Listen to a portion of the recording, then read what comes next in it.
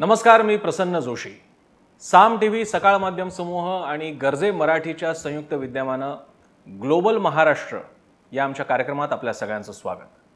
Global Maharashtra हा आपला एक प्रयत्न आहे की ज्याद्वारे जगभरातल्या विविध भागांमध्ये वसलेले आणि तिथे आता कर्तृत्व गाजत असलेले असे जे मराठी लोक आहेत त्यांची ओळख आपल्या मराठी जनांना व्हावी, त्यानिमित्तानं एक प्रेरणा मिळावी, यासाठीचा आपला हा एक अभिनव उपक्रम म्हणजे गरजे मराठी आणि सकाळ माध्यम समूहाचा ग्लोबल महाराष्ट्र हा कार्यक्रम. आतापर्यंत या कार्यक्रमामध्ये अनेक मान्यवर लोक येऊन गेलेले आहेत, ज्याच्याबद्दल अनेकदा आपण बोललेलो आहोत, कौतुक केलेलं आहे आणि आपापल्या क्षेत्रातले ते दिग्गज आहेत. आज ज्या व्यक्तीशी आपण बोलणार आहोत त्या व्यक्तीची मी ओळख करून द्यायची गरज नाही आहे, कारण त्या व्यक्ती जी आपल्यासोबत आहे तिची बहुधा ओळख तुम्हाला इतकी असेल की तुम्ही सांगाल की मीच तुमच्यापेक्षा जास्त सांगेन असं तुम्ही कदाचित मला म्हणाल. त्यामुळे मी ती ओळख नाही करून देणार, मी फक्त सांगणार आहे. आपल्यासोबत आहेत महेश काळे आणि त्यांना आपण काय म्हणूयात, आंतरराष्ट्रीय स्तरावर हिंदुस्थानी क्लासिकल म्युझिकचे रॉकस्टार महेश काळे आपल्यासोबत आहेत. त्यांचं स्वागत आहे या कार्यक्रमामध्ये. आणि महेश, खूप खूप धन्यवाद, तुम्ही आम्हाला वेळ दिला तुमच्या सगळ्या बिझी शेड्यूलमधून. कारण तुम्ही भारतात येता तेव्हा घोड्यावरच असता, कारण तुमचे सलग कार्यक्रम असतात, त्याच्यात तुमचे वर्कशॉप चालू आहेत, ते ऑनलाईन पण चालू आहेत, ऑफलाईन चालू आहेत, त्यात तुम्ही आम्हाला वेळ दिलेला आहे, त्यासाठी पहिल्यांदा आभार. आणि महेश, माझ्यासमोर आव्हान असं आहे या इंटरव्ह्यूचं, मी जसं मगाशी प्रेक्षकांशी बोलताना म्हणालो की मी शास्त्रीय संगीतामधले महेश काळे, मग त्यांनी कसं गायन, मग त्या गायनाचा रियाज वगैरे हे सगळं भरपूर वेळा तुम्ही बोलून झालेलं आहे. मला काहीतरी वेगळं शोधायचं आहे. मगाशी आपण जस्ट वॉर्मिंग अप म्हणून जे बोलत होतो, मला त्याच्यातला मुद्दा घेऊनच मी पुढे जातोय. आजच्या काळामध्ये की जेव्हा क्रिकेटचे फॉर्मॅट 2020 आहे, आमच्या न्यूज फील्डमधला फॉर्मॅट हा फास्ट न्यूजचा आहे. मोठे सेगमेंट्स आता नाही बघत कोणी, फास्ट न्यूज बघतात. अशा वेळी शॉर्ट्स अटेन्शन स्पॅनच्या या काळामध्ये महेश काळे स्वतःला रिलेव्हंट कसं ठेवतात आणि या पिढीशी जोडून कसं घेतात, जे तुम्ही मला सांगत होता, त्या तिथूनच आपण सुरू करूया. खरं तर मी कसा जोडून घेतो म्हणण्यापेक्षा नवीन पिढीने स्वतःनी मला जोडून घेतलेला आहे. कारण कट्यार काळजात घुसली हा चित्रपट जेव्हा आला त्याच्यानंतर तो सगळ्या लोकांच्या घराघरात जाऊन पोचला. आणि आधी आजी आजोबा आईवडिलांनी काही बाबतीत जोर धरून मुलांना घेऊन गेल्यानंतर पुढचं दुसरा आणि तिसरा प्रयोग बघण्यासाठी मुलं आईवडिलांना जोर धरून घेऊन जायला लागले. त्यामुळे ती नकळत त्यांच्याशी नाळ माझी आपल्या आपण जोडली गेली आहे तसं पाहायला गेला तर. पण ती का जोडली गेली असेल तर मला असं वाटतं की त्याचं कारण कदाचित असं असेल की एरवी शास्त्रीय संगीत म्हणाल्यानंतर एक त्याचं रूढार्थाने एक चित्र असतं आणि ते चित्र कुठेतरी ह्या चित्रपटांनी म्हणा किंवा आमच्या कार्यक्रमांनी थोडंसं बदललं आणि त्याच्यामध्ये त्या तरुण पिढीतल्या सगळ्या श्रोत्यांना असं वाटलं की हा आपल्यातलाच एक आहे आणि हे आपल्याला आवडेल असं आहे.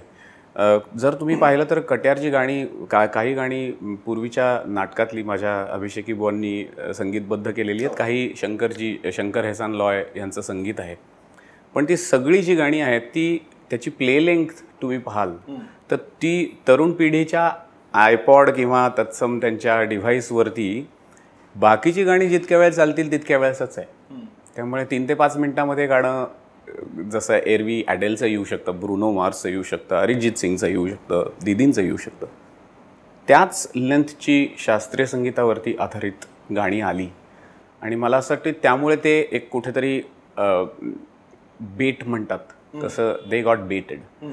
त्यामुळे बदल तर तुम्ही जी 2 उदाहरणं दिली, क्रिकेट त्याची मर्यादा 5 दिवसापासून काही तासांवरती आलेली आहे, किंवा तुम्ही न्यूज मी पाहतो आपल्या न्यूज त्या पूर्वी विस्ताराने जसे सांगायचे तर पूर्ण कार्यक्रमामध्ये आता काहीतरी 50 आणि 100 अशा न्यूज, तर कुठेतरी बदल दिसला लोकांना. म्हणजे बदलाची सवय किंवा पेशन्स थोडासा ह्या फास्ट पेस्ड लाईफमध्ये कमी झाला आहे असं म्हणूयात. तो पेशन्स ठेवण्याकरता वरपांगी बदल पण आतमध्ये असलेला गाभा न ढळू देता येणं, ह्याच्यावरती कुठेतरी मी सातत्याने विचार करतो. महेश, तुम्ही जगभर फिरता, तुम्ही बेस्ट आउट ऑफ US आहात आणि भारतात आणि जगभरात जात असता, तुम्ही वर्कशॉपसुद्धा घेताय. मला एक अशा स्थित्यंतराबद्दल तुमचं मत हवं आहे की एक काळ होता की ज्यावेळी रसिक मायबाप आणि मग आश्रयदाते असायचे, मग त्याला म्हणजे कोणती निगेटिव्ह कनोटेशन नाही, खरंच आश्रयदाते असायचे, त्यांच्या वाड्यांमध्ये कोठींमध्ये असे कार्यक्रम व्हायचे आणि नंतर कुठेतरी जाहीर कार्यक्रम, पण एकूणच बेतासबात अशी स्थिती होती. आज मात्र तुम्ही जी पिढी, द डॉन ऑफ तुमची पिढी आहे, या पिढीने मात्र त्याच्यामध्ये एकाच वेळी प्रोफेशनलिझम आणलेला आहे, त्याच्यामध्ये इव्हेंट्समधला सोफिस्टिकेशनसुद्धा आणलेला आहे आणि परफॉर्मन्स मात्र तोच आहे, मूळ बेस त्याचा तोच आहे जो परंपरेने तुम्हाला दिलेला आहे. तर या सगळ्याकडे तुम्ही कसं पाहता? हा बदल तुम्ही स्वतः कसा आणला, पाहिला, पचवला? एकतर मी माझं शिक्षण इंजिनिअरिंगचं आहे आणि त्याच्यानंतर मी अमेरिकेत गेलो UC सांता बार्बराला, आधी मल्टीमीडिया इंजिनिअरिंगमध्ये मास्टर्स करायला. त्यानंतर इंजिनिअरिंग मॅनेजमेंटमध्ये मी एक मास्टर्स सॅन्टा क्लारा युनिव्हर्सिटीत केलं. त्यामुळे मुळातच जे प्रोफेशनलिझम तुम्ही म्हणताय तो प्रोफेशनलिझम मी एज्युकेशन सिस्टीममधला बघितला आणि they run it as a profitable business. का तर त्याच्यातनं कुठेतरी स्केलेबिलिटी आणि सस्टेनेबिलिटी या दोन्ही गोष्टी येतील. आणि मला असं वाटतं की आपल्या अभिजात कलेसाठी हे दोन गोष्टी अत्यंत महत्त्वाच्या आहेत. सस्टेनेबिलिटी का तर हजारो वर्ष परंपरा चालली आहे, ती हजारो वर्ष पुढे टिकण्याकरता त्यातलं ज्ञानार्जन असेल, अर्थार्जन असेल किंवा मगाशी बोलल्याप्रमाणे नवनवीन प्रयोग हे केले गेलेच पाहिजेत असं मला वाटतं की त्याला काही पर्याय नाही. कारण प्रत्येक सोशल चेंजला उत्तर देणारा एक त्या काळातला प्रयोग होत गेला. म्हणजे अगदी तुम्ही पाहाल तर पूर्वीच्या काळात प्रमुख वादक जे असायचे ते पुढे बसायचे आणि त्यांचे साथसंगत करणारी लोक मागे बसायची.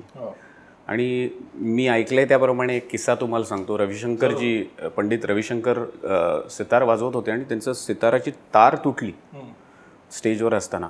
तर तुटलेली तार त्यांना परत रिस्ट्रिंग करताना अब्बाजींना त्यांनी सांगितलं, उस्ताद अल्लार खा साहेबांना त्यांनी सोलो घ्यायला सांगितला.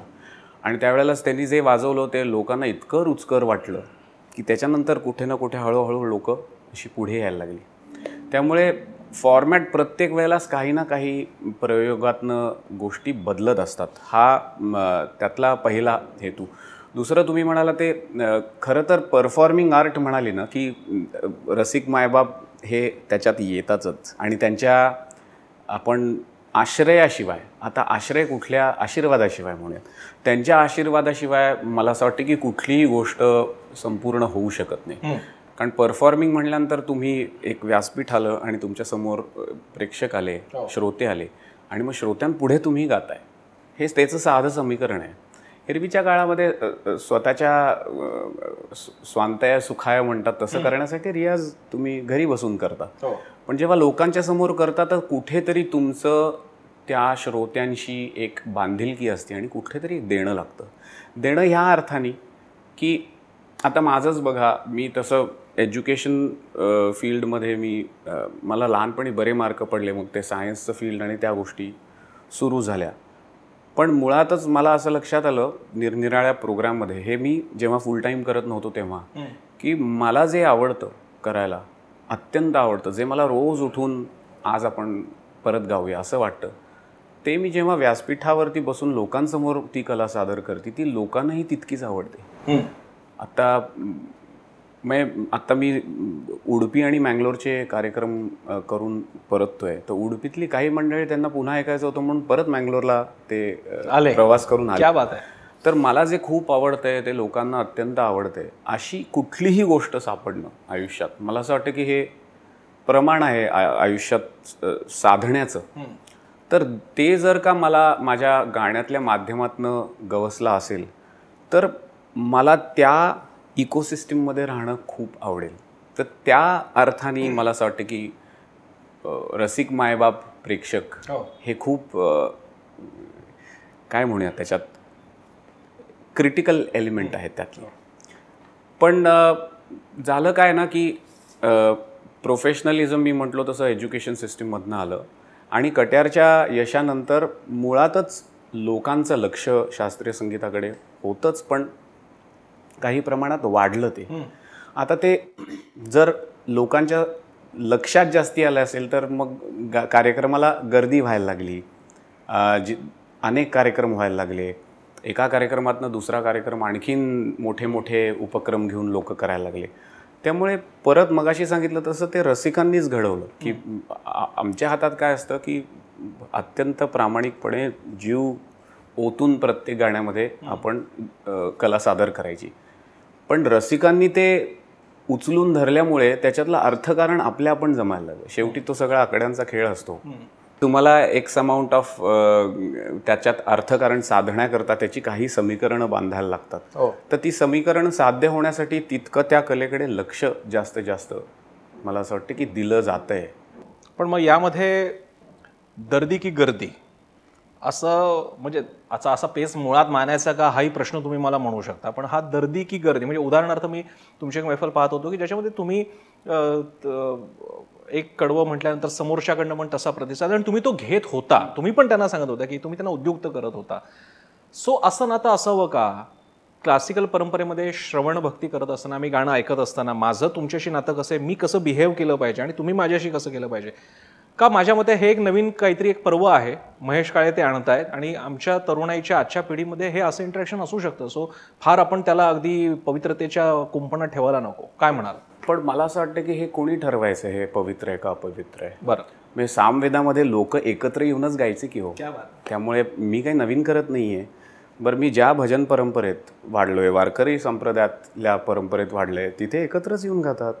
ते मी फक्त स्टेजवर करतो आहे, मी वेगळं काही करत नाही. मात्र वेगळं काय करतो आहे, मी त्यांना शास्त्रीय रागातल्या गोष्टी गायला सांगतो आहे, जे याच्यापूर्वी ग्राह्य मानलं जात नसावं कदाचित. त्यामुळे मला हे अपवित्र आहे असं अजिबात वाटत नाही. मुळात मी तुम्हाला मला काय वाटतं ते सांगतो. डोळे मिटून ह्या मागचा आपला उद्देश जर पवित्र असेल तर कुठलीही गोष्ट अपवित्र होऊ शकत नाही. हां, ती अपवित्र लेखू शकतील लोक त्यांच्या त्यांच्या इंटरप्रिटेशनप्रमाणे, पण ती अपवित्र होत नाही. मला साधी गोष्ट आहे, ज्या शास्त्रीय संगीताचा बागुलबुवा झाला आहे, म्हणजे अरे बापरे ह्या लोकांनी करायचं असतं आणि आपण त्यांना नमस्कार करायचा असतं आणि निघून जायचं असतं, ह्याच्यापेक्षा अरे हा आपल्यातलाच एक माणूस गातो आहे आणि आपण त्याच्याबरोबर गाऊ लागतायत. मला सांगा, एरवी नाही तर तुम्हाला आवडेल का तुमच्या पुढच्या पिढीनी शिला की जवानी किंवा 4 बॉटल वोडका गायलेलं तुम्हाला आवडेल का आमचं घेई छंद आवडेल? मग जर घेई छंद आवडेल असं जर उत्तर असेल तर मी करतो, ह्याच्यात काय चुकीचं आहे? हा पण एक चांगला मुद्दा आहे, म्हणजे लक्षात घ्यावं लागेल आणि बिनतोड युक्तिवाद केलेला आहे. जर का तुम्हाला इतरांच्या तोंडामध्ये घेई छंद रुजवायचा असेल, रोळवायचं असेल, तर मग त्यांच्या तोंडामधली गाणी कोणती असायला पाहिजे, त्यासाठी थोडा प्रयास इथून झाला पाहिजे, थोडंसं आपण त्यांच्यामध्ये जायला हवं, मग ते आपल्या कार्यक्रमाला गर्दी करतील. मला इथे एक उदाहरण मी तुम्हाला देतो चित्रपटाचं. चैतन्य ताम्हाण्याची खूप छान फिल्म होती डिसायपल, आणि त्यामध्ये द्वंद्व असा दाखवण्याचा प्रयत्न केलेला आहे की त्या डिसायपलवरती त्याच्या गुरूंकडनं, त्या ज्या काही कोणाच्या तबकड्या तो ऐकत असतो, तर इतकं प्रेशर येतं की त्याच्या सुरावट आणि मग सगळं शास्त्रीय संगीत, त्याच्या भोवती असणाऱ्या एक दैवी, आध्यात्मिक आणि पवित्रतेचं वलय इतकं की ऑलमोस्ट तू आता पैसा वगैरे विषय सोडूच नको, तू ह्याला वाहून घेतलेला आणि खस्ता खातच पुढे न्यायचं आहे. आणि एक क्षण असा येतो की तो त्याच्यातून बाजूला येतो. मला तर त्या निमित्तानं थेट या क्षेत्रातल्याच दिग्गज व्यक्तीकडनं हे समजून घ्यायला आवडेल. आजच्या काळात की जिकडे असंख्य कला आता विविध प्रकारे कमर्शियल होत आहेत, म्हणजे कमर्शियल हा शब्द वाईट अर्थाने घ्यायचं की नाही मला माहीत नाही, एंटरप्रिन्युअरल पार्ट त्यामध्ये येत चाललेला आहे. मग ते पेंटिंग्सचं एक्झिबिशन लागणं असो आणि विक्री असो, किंवा अगदी आता ते NFT पण होत चालले आहेत, कशाच्याही गोष्टी NFT होतात. या काळाकडे तुम्ही कसं पाहता? माझ्या मते आता हे सुद्धा एक शेवटचं क्षेत्र उरलं आहे का की ज्याच्या भोवतीची पवित्रता प्रेमाने बाजूला करून आता आपण व्यवहाराला सामोरं जावं? मी पुन्हा सांगतो, हे बघा, किती वर्ष मागे जर तुम्ही गेलात तर असा कुठला गायक आहे जो बिदागी शिवाय गायचा? कोणीच नाही. त्यांची बिदागी प्रेक्षक द्यायचे का कोणी आश्रयदाता द्यायचा हा भाग वेगळा आहे. पण जर सगळं सोडून गाणं करायचं आणि कशाचाही विचार करायचा नाही असं जर ठरलं तर माझ्याच अभिषेकी बुवांनी आमच्या सांगितलं होतं की दुपारच्या 12च्या भुकेला भातखंड्यांच्या बंदिशी खाऊन पोट भरत नाही. त्या बात. त्यामुळे मला तर उलटं वाटतं, इतकं सक्षम करावं आपण त्याला की अर्थार्जनाकडे लक्ष द्यायला लागलं नाही पाहिजे. मी जेव्हा स्टेजवर जातो, ते देऊळ असेल किंवा अगदी 20,000 लोकांचं व्यासपीठ असेल, मी डोळे बंद केले की मी आणि तंबोरा, बाकी तिसरं काही नसतं. तुम्हाला दिसेल मी लोकांबरोबर असतो, पण मी तिथे असतो, पण त्यापेक्षा जास्त माझ्या तंबोऱ्याबरोबर असतो. किंबहुना त्यामुळेच मला कदाचित ह्या सगळ्या गोष्टी करता येत असाव्यात. त्यामुळे असं खरं पवित्र आहे नाही आहे, म्हणजे हे संगीत मी मगाशी म्हणालो तसं, जर तिकीट काढून श्रोता तुमच्या संगीताकरता येत असेल तर ते ट्रान्झॅक्शन आहे ना, ते बिझनेस ट्रान्झॅक्शन आहे. पवित्र काय होणार नाही की तुम्ही you are not honouring that business, तर ते अपवित्र होईल. बरं, मी विठ्ठलाचं गाताना तुम्ही पाहाल तर मी व्यासपीठावरती, आता ते कदाचित प्रेक्षकांना दिसत नाही, डोकं व्यासपीठावर ठेवूनच व्यासपीठावर येतो. मी तुम्हाला कुठल्याही व्यासपीठावरती मी चपला घालून गेलेलो दिसणार नाही. माझी एक प्रार्थना असते, ती केल्याशिवाय मी व्यासपीठावरती जात नाही. आणि व्यासपीठावरचा प्रोग्राम संपल्यानंतर मी जो माझा नमस्कार करतो, तर माझ्या देवाला आणि माझ्या सरस्वतीला तो माहिती आहे. हे गोष्टी लोकांना सांगण्याची गरज नसते. वरपांगी दिसण्याच्या गोष्टी जर बदलल्या असतील, आता मी हा थोडासा पूर्वीपेक्षा वेगळा घातलेला सदर आहे, पण माझ्यावरती संस्कार त्याच 2000 वर्षापूर्वीच्या संस्कृतीचे आहेत. मी आजही कधीही मी रियाजाला बसलो तर माझा त्या ओंकाराचीच साधना करतो. जे पूर्वीचे भैरव, यमन, तोडी राग आहेत त्या रागांचीच साधना करतो. आणि मगाशी सांगितल्याप्रमाणे इंटेंट, उद्दिष्ट माझं काय आहे सांगा. ह्याच्यातलं अर्थार्जन हे उद्दिष्ट नाही आहे. पण अर्थार्जन झालं नाही तर अर्थार्जन नाही म्हणून ह्याच्याकडनं पुढची पिढी लांब जायला मला नको आहे. मला सांगा, तुम्ही जर तुमच्या मुलांना विचारलं की एक फार छान गाणारा आहे पण तो खूप हालात गेला नंतर, तुम्हाला आवडेल तुमच्या मुलांनी तसं व्हायला? नाही आवडणार. मग आई वडील पण त्यांना पाठिंबा देणार नाही. तर मला तर असं वाटतंय, जर पावित्र्य तुम्ही मनातनं तुमचं जे कन्व्हिक्शन आहे, जे तुमच्या अभिजात कलेकरता तुमचं जे ऋण आहे ते न विसरता जर तुम्ही पिढी बदलची आजूबाजूचं सगळं बदलत असेल, तर तिथे त्या बदलांच्या समोर आपली कला टिकवण्यासाठी प्रामाणिकपणे केलेला कुठलाही प्रयत्न ग्राह्य आहे मला वाटतं. म्हणजे मैफल, त्यानंतर कॉन्सर्ट, म्हणजे स्वरभास्कर भीमसेन जोशी सवाई गंधर्व महोत्सव आणि कदाचित सनबर्न फेस्टिवल पण असेल की ज्याच्यामध्ये महेश काळे सादर NH7 वीकेंडरमध्ये गायलो आहे मी. विलक्षण. पण त्याच्यात मी पुन्हा सांगतो तुम्हाला, काही वर्षापूर्वी पॅन्डेमिकच्या अगोदरचं हे आहे. माझा एक मित्र आहे बद्री प्रसाद नावाचा, तो अमेरिकेत राहतो. Is a post doc, Cayman, जिथे UDCTमध्ये त्यांनी इंजिनिअरिंग केलेलं आहे. मला फोन आला अचानक मी भारतात असताना की तुला खूप वेळेला संपर्क करायचा प्रयत्न करतायत पण तू उत्तर देत नाही. तर त्याचं असं कारण होतं की NH7 वीकेंडरचा मला एक टेक्स्ट मेसेज आला होता आणि मी NH7 वीकेंडर पाहिल्यानंतर तिथे धांगडधिंगाच होता सगळा. म्हणजे बसायला खुर्च्याच नाही, तिथे अनेक वेगवेगळी व्यासपीठं होती. इथे जो सात्रियानी वाजवतं आहे, तिथे आणखीन कोणतरी वाजवतं आहे आणि त्याच्यामध्ये शास्त्रीय संगीत त्यांना करावं असं वाटलं. आधी मला असं वाटलं की आपल्यासाठी ठिकाण नाही, पण त्यानंतर मी विचार केला, जर मी हे क्रॅक केलं तर तिथे दरवर्षी एक शास्त्रीय संगीताचा वेगवेगळा साधक जाऊन त्याची कला प्रस्तुत करू शकतो. आणि पुन्हा सांगतो, मांगल्य ठिकाणाचं नसतं, आपल्या इंटेन्शनचं असतं. नाहीतर असं काही आहे का की अमुक एका ठिकाणी गोष्टी फक्त बरोबर होतात किंवा अमुक एका ठिकाणी फक्त चुकीच्या होतात? नाही, तिथे इंटेन्शन येतं, फक्त त्या ठिकाणचं महत्त्व नसतो. त्यामुळे मी ते घेतलं. म्हणजे सुरुवातीला मला खरं सांगायचं, मी साऊंड चेक करताना जे कपडे घातले होते तेच कपडे घालून बसलो. बसायचं का उभं राहायचं हेही कळालं नाही, कारण लोक सगळी समोरची उभी होती. पण त्यानंतर मी तुम्हाला सांगितलं की आपलं इमान जे असतं ते राखायचं कसं, हे मला संस्कारांमुळे, माझ्या अभिषेकी बुवांच्या त्यांनी दिलेल्या संस्कारातनं माहिती आहे. 2 मिनटं विचार केला, तिथे जाऊन व्यासपीठावर बसलो, मांडी घातली आणि प्रेक्षकांना अत्यंत प्रांजळपणे सांगितलं की बघा, मी हे कपडे एरवी घालत नाही, पण आता इथे बसल्यानंतर मला काय करावं कळालं नाही. पण ज्या कारणाने मला इथे बोलवलं आहे, ज्या अभिजात संगीताचा एक प्रतिनिधी म्हणून मला बोलवलं आहे, तर त्याचं प्रातिनिधित्व करताना मला त्याच पद्धतीनं लोकांसमोर माझी कला पेश करायची. मी तुम्हाला सगळ्यांना आग्रह करतो की डोळे मिटा थोड्या वेळ. ते त्यांनी डोळे मिटले. मी शांत रागदारीची आलापी केली, त्याच्यात ते रमले आणि मग त्याच्यानंतर त्या फॉर्मॅट करता जी गरज होती, हळूहळू एक गोष्टी त्याच्यात ज्या आपण म्हणूयात रूढार्थाने येत नाहीत, ती कुठली तरी सिंथेटिक वाद्य त्याच्यामध्ये आली.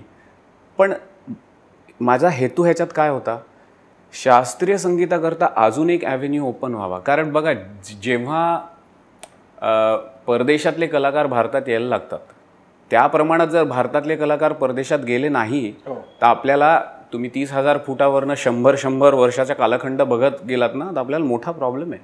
आणि मी अनेक ठिकाणं दरवर्षी फिरतो. म्हणजे तुम्ही पाहाल तर फार गोंदावल्यापासून सॅन फ्रान्सिस्को, न्यूयॉर्क, युरोप, अशी सगळी दरवर्षात मी कुठे ना कुठे जात असतो. माझी कार्यक्रम जे असतात ते निरनिराळे असतात.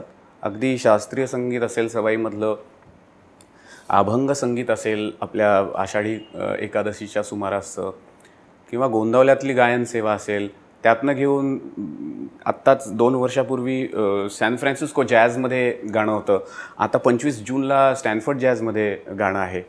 तर हे करत असताना प्रत्येक ठिकाणी, आता मी जॅझबरोबर का गातो तुम्हाला सांगतो, त्यातलं पोट उत्तर आहे म्हणून. ज्या लोकांची शास्त्रीय संगीताला यायची गुंजाईशच नाही आहे, त्यांना तुम्ही काय रस्त्यावर पकडून गायला लावणार? नाही गाऊ शकत. मग तुम्ही येत नाही का शास्त्रीय संगीताला? तुम्ही कुठे जाता तिथे जाऊन मी तुम्हाला गाठतो. म्हणून मी त्या जॅझ संगीताबरोबर गातो. आणि त्याच्यात गातो, जर मी यमन गात असेन तर आजूबाजूची माझी कुठलीही जरी वाद्य असली तरी मी गाताना माझा निरेगम धनीचा त्याचं जे व्याकरण आहे, त्याचा जो मूळ गाभा आहे, त्याच्यापासून दूर नाही जात. तो थोडासा पॅल्पेबल म्हणून आपण लोकांना रुचकर होईल असा थोडासा तो मोडून ठेवतो.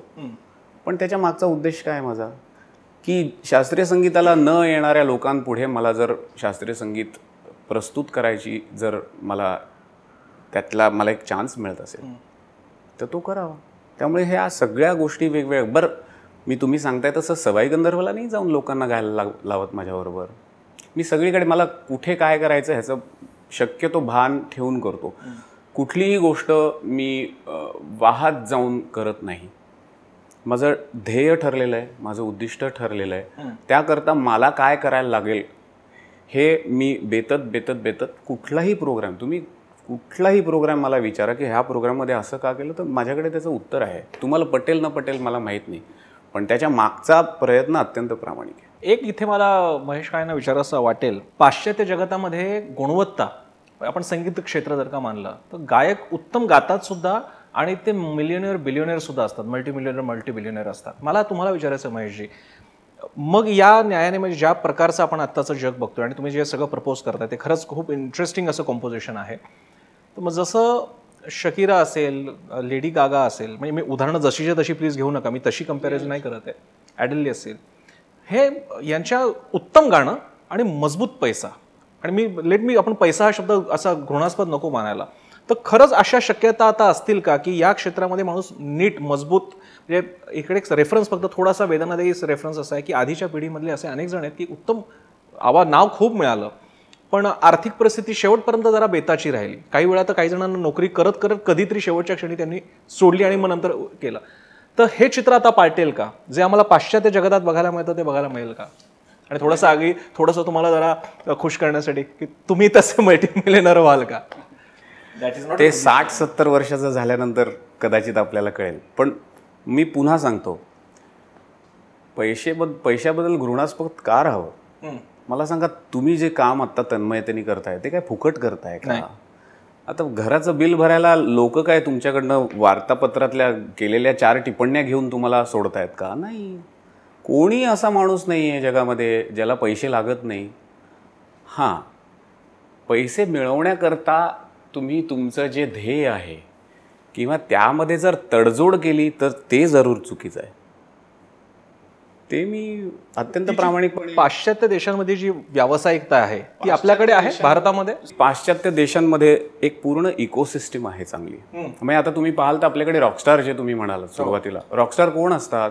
पाश्चात्य देशांमध्ये पिक्चरची बॅकग्राऊंड गाणारी लोक पाश्चात्य ह्याच्यात रॉकस्टार नसतात. ही ॲडेल कुठल्या पिक्चरमध्ये गायली, नंतर गायली ती बॉन्ड पिक्चरमध्ये. तुम्ही जी नावं घेतली ते त्यांच्या अल्बमवरती कॅसेट लेबलमधनं प्रसिद्धीला आलेली लोक आहेत. काही जस्टिन बिबर सारखी लोक आहेत जे यूट्यूबच्या सोशल मीडिया माध्यमातनं प्रसिद्धीला आली आहेत. आपल्याकडे ती सिस्टीम आहे का? म्हणजे साधं बघायचं की एक शास्त्रीय संगीत गाणारा मुलगा आहे, अत्यंत उत्तम गातोय, त्याचं करिअर पाथ तुम्ही सांगा मला, जो तुम्हाला दिसतो मला सांगा ना, कसा पोचेल तो? सिस्टीम आहे का आपल्याकडे? की त्याला कोणीतरी राजाश्रय दिला किंवा सांगितलं की तो आयुष्यभर फक्त गाणं कर? नाही. बरं, पूर्वीची परिस्थिती नाही आज की कोणी त्याला दत्तक घेईल आणि तर त्याला सोशल मीडियावरती जर पोस्ट करायला लागलं तर तुमचा प्रॉब्लेम काय लागणार त्याला? बरं, तो कशासाठी करतोय? त्याला त्याचं गाणं वाढवायचंय म्हणून करतोय, करू द्या. म्हणजे जर चांगला उद्देश असेल तर जरूर करू द्या. त्यामुळे जर आपल्याकडे ती सिस्टीम नसेल तर ती सिस्टीम बेथण्याचा प्रयत्न करण्याची गरज आहे, जो मी प्रामाणिकपणे करायचा प्रयत्न करतो. मी तुम्हाला सांगतो मी काय करायचा प्रयत्न करतोय. तर कट्यारच्या यशानंतर जे तरुण मंडळी, आणि फक्त तरुण मंडळी नसते, मी आत्ता काल उडुपी मँगलोरला वृद्ध मंडळी पण असते आणि अत्यंत भाबडेपणाने अभंग गायल्यानंतर ती माझ्या दुप्पट असलेली लोकंसुद्धा नमस्कार करायला जातात मला. मी करून देत नाही किंवा मी स्वतः त्यांना नमस्कार करतो. तर जर माझा श्रोता एक मला टिकवायचा आहे, जो जुना श्रोता आहे, दुसरा मला वाढवायचा आहे. आता वाढवणं हे का क्रिटिकल आहे? आपण एक सेपियन्स नावाचं पुस्तक वाचलं मी. त्या सेपियन्सच्या पुस्तकामध्ये असं लिहिलं आहे की मनुष्य हा पृथ्वी तलाच्या हिस्ट्रीमध्ये अजून दात न आलेलं बाळ आहे. त्यामुळे त्या पद्धतीने जर तुम्ही बघायला गेलात तर माझं जर संगीत मला पुढे टिकवायचं असेल माझ्या पलीकडे, तर त्या मुलांना त्या माझ्या गाण्याची आवड लावण्याची गरज आहे, इतकी की माझ्या नंतर सुद्धा ती ठेवतील. तर त्यामुळे मला तरुण पिढी हवी आहे. तरुण पिढी त्याला जोडली गेली, जुनी पिढी राहिली तर ते आपल्या पण त्याचा विस्तार होईल. एक दुसरं, हे आता जे टॉक सिरीज असते बघा, अकॅडमिक टॉक्स असतात, टेड टॉक्स आहेत, इंक टॉक्स आहेत, मी मुद्दाम घेतो. 4-5 वेळेलाच त्याच्यात जाऊन मी बोललो आहे. का? तर ज्या लोकांना त्याच्यातल्या म्हणजे झालर गाण्याच्या पलीकडे, म्हणजे मनोरंजना पलीकडचं गाणं आपल्या शास्त्रीय संगीतामध्ये खरं तर त्याची बैठक ही अध्यात्मातली आहे आणि त्याचा गाणं गाण्याच्या पलीकडे किंवा ऐकण्याच्या पलीकडे खूप जास्ती विस्तार आहे. तर तो काय आहे समजावण्याकरता मी अकॅडमिक फोरम्सवरती जाऊन टॉक्स देतो. मी युनिव्हर्सिटीजमध्ये, इथे IITच्या एक आहे, मुंबईच्याच IITमध्ये माझा एकदा इंटरव्ह्यू घेतला होता. IISc बँगलोरमध्ये गेलो आहे मी, हार्वर्ड, स्टॅनफोर्डमध्ये, जिथे मला बोलवतील तिथे मी सर्रास जातो. का? तर you should be able to hold an academic discussion of an ancient art. ते गरजेचं आहे, कारण आजचा जमाना प्रूफ मागतो. प्रूफ नसलं तर त्यामुळे त्या पद्धतीने त्यांच्याबरोबर तुम्हाला एंगेज करता आलं तर ती एक जोडली जाते. मी मगाशी सांगितलं तसं कोलॅबोरेशन का? कारण जी मंडळी शास्त्रीय संगीताच्या कार्यक्रमाला येणं शक्यच नाही त्या लोकांपर्यंत तुम्ही जा.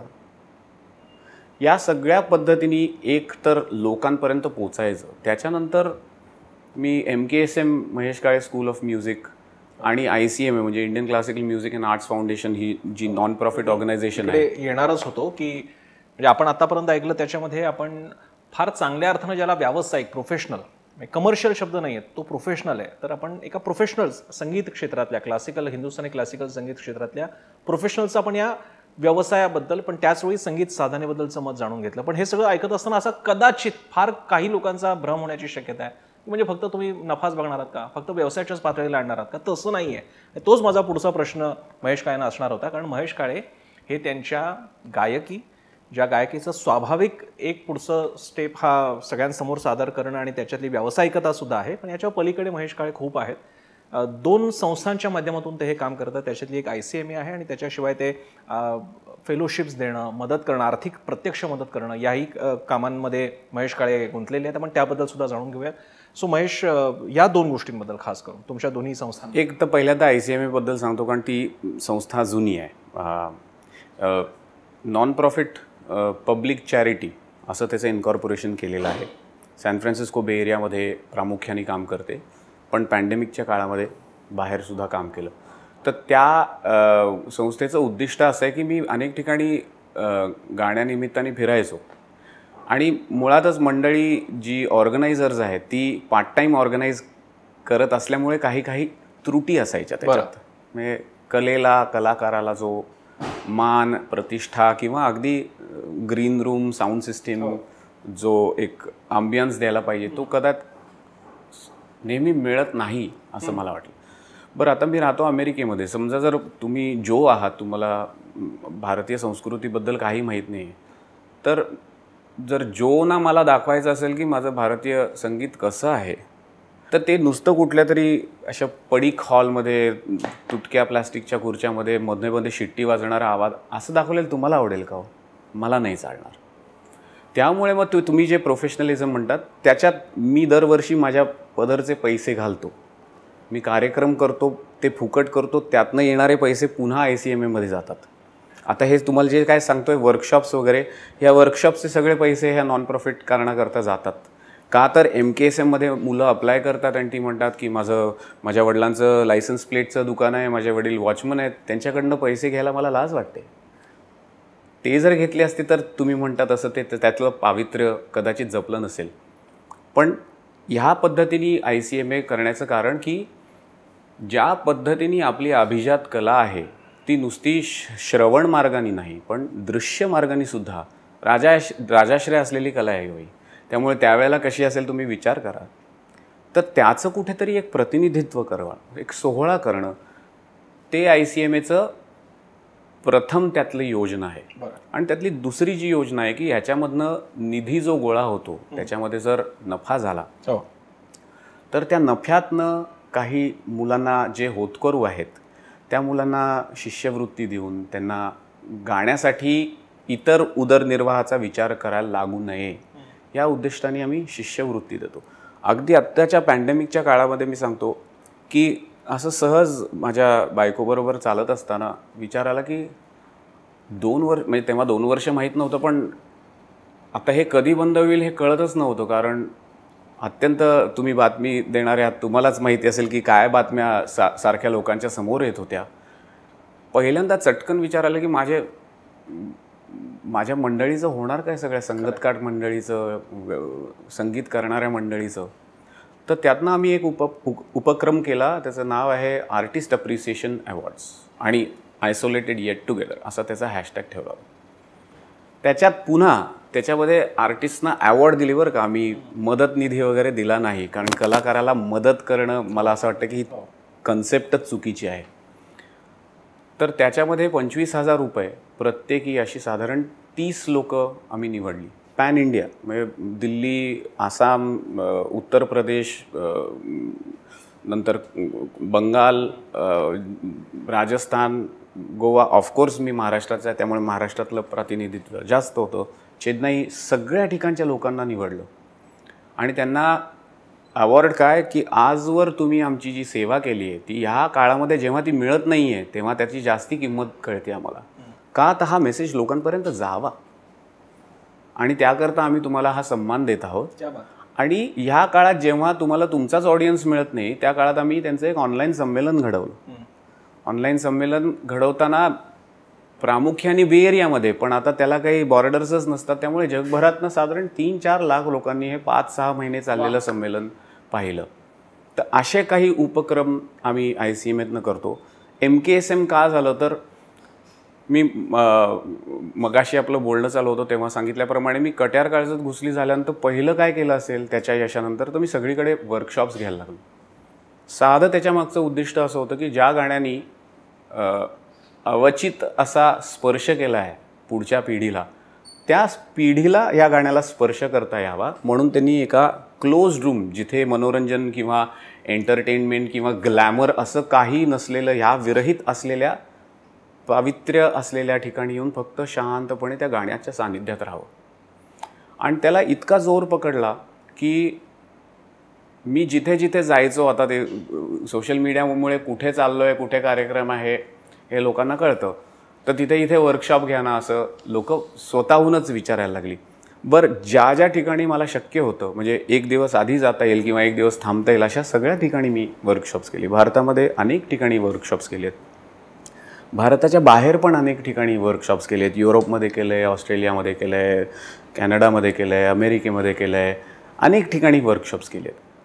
तर ते वर्कशॉप्स केल्यानंतर पॅन्डेमिकमध्ये जसं सर तुमचं गाणं कधी होणार, याच्याच बरोबर सर वर्कशॉप कधी होईल असं झालं. तर मी एक वर्कशॉप घेतलं ऑगस्टमध्ये मला आठवतं आहे आणि त्या वर्कशॉपला एवढा प्रतिसाद आला. बरं, अजून एक मी तुम्हाला मगाचाच जो मी पॉईंट होता तो पुढे घेऊन जायचा. मला काय ते फक्त अर्थार्जन करण्यासाठी ते साधन आहे असं वाटत नव्हतं. मी ॲक्च्युली याच्यावरती एक पूर्ण टॉक दिला आहे. त्या काळामध्ये ना लोकांना आपतांचीच संगत नव्हती हो, कारण ती कुठल्या तरी हॉस्पिटलमध्ये होते किंवा हे हॉस्पिटलमध्ये होते. तर जर संगीत सोबत होऊ शकलं त्यांना, तर मला माहिती आहे संगीताचा मला फायदा काय होतो. तो फायदा मी जेव्हा गात असताना माझ्या श्रोत्यांच्या डोळ्यामध्ये पाहतो. त्यामुळे तो जर फायदा झाला तर आत्ताच्या काळामध्ये त्याची गरज आहे. बरं, टेक्नॉलॉजी अडॉप्शन सगळ्यात जास्ती आत्ता होतं, कारण आता पर्याय नाही. त्यामुळे अगदी 4-5 वर्षाच्या मुलांपासून सगळे ऑनलाईन सगळ्या गोष्टी करत होतं. त्यामुळे टेक्नॉलॉजी अडॉप्शनसुद्धा खूप होतं. तर हा जो मी वर्कशॉप घेतला, मला फक्त एक त्याच्यामध्ये गोष्ट पाहिजे होती की ते जे चैतन्य असतं ना, ते ह्या मीडियामधनं मिळतंय का. आणि मी डोळे बंद करून जे नेहमी वर्कशॉप्समध्ये करायला लावतो ते करत होतो. आणि तुम्हाला विशेष वाटेल की ती मुलं किंवा ती तरुण किंवा प्रौढ मंडळी डोळे मिटून गात असताना त्यांच्या चेहऱ्यावरती एक हास्य उमटत होतं. त्या हास्याने मला सांगितलं की हे मीडियम वर्क होतं आहे आत्ता. तर त्याच्यानंतर ते म्हणले, सर वर्कशॉप्स नुसती पुरत नाही, तुम्ही आम्हाला शिकवाल का. तर आता अर्थातच मला सगळ्यांना शिकवणं शक्य नाही, पण मी त्यांना म्हटलं की मी तुम्हाला होमवर्क देतो आजच्या वर्कशॉपनंतर. जर तुम्ही होमवर्क सगळ्यांनी पाठवलं तर मी करेन विचार. आणि एका आठवड्याभरामध्ये आली की सगळ्यांची धडाधड होमवर्क झाली. मग मला असं लक्षात आलं की म्हणजे जी गोष्ट आपण योजण्याचा प्रयत्न करतोय त्याच्यात व्हॅल्यू आहे. मग त्याच्यानंतर त्याचा विस्तार करताना आता माझं टेक्नॉलॉजीचं बॅकग्राऊंड आहे, माझ्या पत्नीचं पण टेक्नॉलॉजीचं बॅकग्राऊंड आहे. त्यामुळे तो प्लॅटफॉर्म कसा असावा, मेसेजिंग कसं असावं, एज्युकेशनल फॉर्मॅट कसा असावा, मग त्याच्यातलं होमवर्क किंवा असेसमेंट कशी करावी, वीकली अपडेट्स कसे करावे, या सगळ्या गोष्टींचा शांतपणे विचार केला. आणि आता जगभरामध्ये MKSMचे स्टुडंट्स आहेत. मी कुठेही अगदी म्हणजे कॅनडाला गेलो होतो तेव्हा पण काही मंडळी भेटली, काल मंगलोरला गेलो होतो तेव्हा काही मंडळी भेटली. खूप बरं वाटतं. बरं वाटतं का, तर एक आपण ज्योत पेटवाय, मी काही फार मोठा कोणी नाही मला माहिती आहे, पण जी प्रामाणिकपणे मी ज्योत पेटवायचा प्रयत्न करतोय ना, त्या आज जितक्या ज्योती मला पेटवता येतील त्या ज्योती पुन्हा पुढच्या ज्योती पेटवतील. आणि त्या पद्धतीने या शास्त्रीय संगीताचा प्रकाश सर्वत्र दरवळेल. आमची मुलाखत सुरू करण्यापूर्वी मला महेश काळे यांनी जाणीवपूर्वक सांगितलं की मला एक प्रश्न विचारा. त्यांनी एक उदाहरण दिलं होतं एका आर्टिस्टचं की तो आणि त्याच्या पुढचा ॲप्रेंटिससुद्धा आता जायला आले, म्हणजे जगाचाच निरोप घेण्याची वेळ आलेली आहे. आणि त्यामुळे कलेचं महत्त्व आणि वारशाचं महत्त्व या अनुषंगाने ते म्हणाले की मला हा प्रश्न जरूर विचारा. सो मी तुम्हाला शब्द दिल्याप्रमाणे या मुलाखतीच्या शेवटी ते तुमचं उदाहरण. मला उदाहरण हे द्यायचं काय, 2 गोष्टी सांगतो. मगाशी न सांगितलेला किस्सा तुम्हाला सांगतो. जी पाखरं असतात ना, मायग्रेट करत असतात, फुलपाखरू, तर त्यांचा लाईफ स्पॅन जो असतो तो त्यांच्या मायग्रेशन डेस्टिनेशनपेक्षा खूप छोटा असतो, खूपच छोटा असतो. पण निसर्गाची किमया बघा, जेनेटिकली ते मॅप्स पुढच्या त्यांच्या पिढीत ट्रान्सफर केले जातात. जी पहिली पाखरं असतात ती जातात, पुढची पाखरं आतमधनं त्यांना माहिती असतं कुठे जायचं आहे, ती पण जातात, त्याच्या पुढची जातात, त्याच्या पुढची जातात, आणि कुठलं तरी एक पिढी त्यांना जिथे मायग्रेट व्हायचं असतं तिथे पोचतं बघा. आता तुम्हाला मगाशी मी जे उदाहरण देत होतो ते एक गावडी नावाचे आर्किटेक्ट आहेत, स्पॅनिश आर्किटेक्ट आहेत, स्पेनमधले, बार्सलोनामध्ये. त्यांचं एक सग्रादा फॅमिलिया नावाचं एक चर्च बांधलं आहे त्यांनी. म्हणजे चर्च जरी असलं तरी ते म्युझियमच आहे. म्हणजे इतकं विलक्षण आणि वेगळं आर्किटेक्चर मी कुठे पाहिलेलं नाही. आणि मला फिरायची खूप आवड आहे, त्यामुळे मी भरपूर फिरलो आहे. इतकं विलक्षण काही कधी बघितलेलं नाही. तर त्याची ती टूर देतात. तर ते टूर देत असताना त्या ज्या गृहस्थांनी टूर दिली तेव्हा त्यांनी सांगितलं की गावडींना माहिती होतं की हे आपल्या आयुष्याच्या कालखंडामध्ये संपणारं काम नाही आहे. त्यामुळे त्यांनी तेव्हाच ॲप्रेंटिसना त्याचं एक ब्लूप्रिंट तयार करून ठेवायला सांगितली, जेणेकरून जर त्यांच्या हाती पण हे काम संपलं नाही तर त्या ब्लूप्रिंटमधनं पूर्ण ते चर्चचं बांधकाम होऊन त्यांच्या मनातलं जे काय आहे. आणि मला सांगा, ह्या स्वप्नापेक्षा मोठं स्वप्न कुठलं हो. म्हणजे त्याची तुम्हाला पोचपावती द्यायला तुम्ही हयातच नसणार आहात.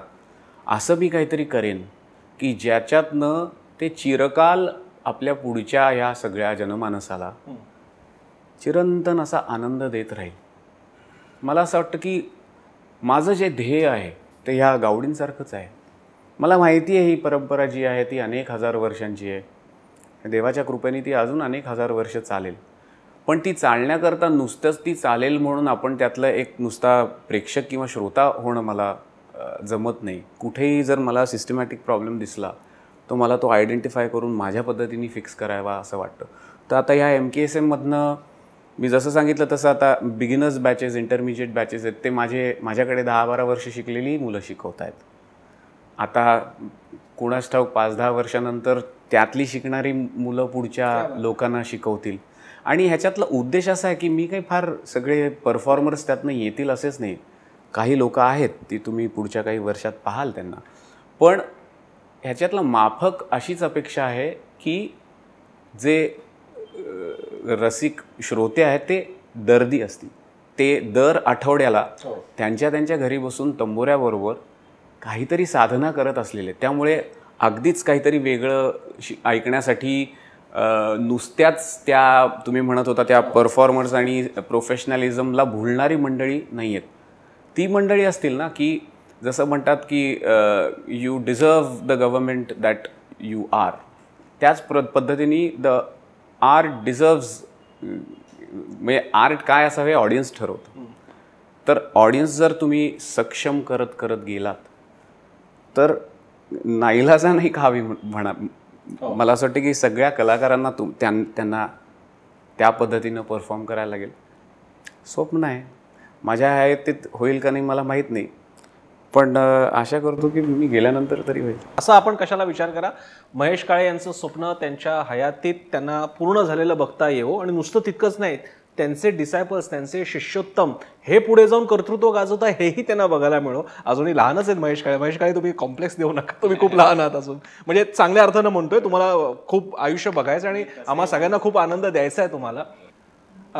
मुलाखतीच्या शेवटाला आपण आलेलो आहोत आणि सगळी तशी शब्दबंबाळच झालेली, कारण शेवटी मुलाखतीचा हा कार्यक्रम आहे. पण म्हणजे हे फारच असूरसारखं वागणं ठरेल की महेश काळे माझ्यासमोर आहेत आणि मी त्यांना गायला सांगतच नाही, विनंती पण करत नाही.